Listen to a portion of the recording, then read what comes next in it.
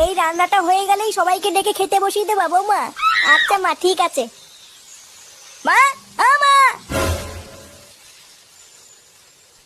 এই বাঞ্চতটা এখানে কেন এসছে?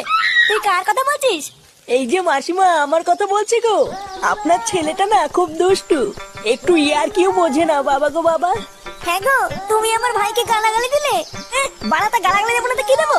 ও বলছি তার বাল, বাড়া আমাকে ঘরে একা পেয়ে আমার প্যান্টের ভিতরে হাত ঢুকে দিয়েছে। মা গো মা, জামাই বাবু তুমি অত রেগে যাচ্ছ কেন? আমি তো তোমার শুধু একটু সাইজটা দেখছিলাম গো। সাইকেল ছিল হোম তার বাল, বাড়ি গিয়ে বাবার সাইজ দেখবি যা। কি সব উল্টো পাল্টা কথা বলছিস তুই? যা বলেছি ঠিকই বলেছি। লেওরা আজকে প্যান্টের ভিতরে হাত ঢুকে দিচ্ছে, কালকে তো বলবে হালকা করে পুঙাও মেরে দাও। এই কি হয়েছে রে? এত চেঁচামেচি কিসের? দেখুন না মেশামশাই, মা গো মা, আপনার ছেলে একটু ইয়ার কিউ বোঝে না। ওটাই আর কি ছিল বাঞ্চদ? দেখেছেন তো কিভাবে বলছে। দেখো মা, আমি কিন্তু বলে দিচ্ছি, এই চুদির ভাই যদি বাড়িতে থাকে আমি কিন্তু বাড়ি থাকবো না, বলে দিলাম। চোরে বাচ্চা, তুই ঘর থেকে বেরিয়ে যা। আমরা কোনো কাজকর্মের বেলায় নেই, কোনো রোজগার পাতি নেই, আবার বড় বড় কথা। ও বাড়া, মায়ের থেকে মাসির দরদ বেশি, তাই তো? বাড়া এখন তো দেখছি আমার থেকে এই বাড়িতে হোমোচোদার দাম বেশি।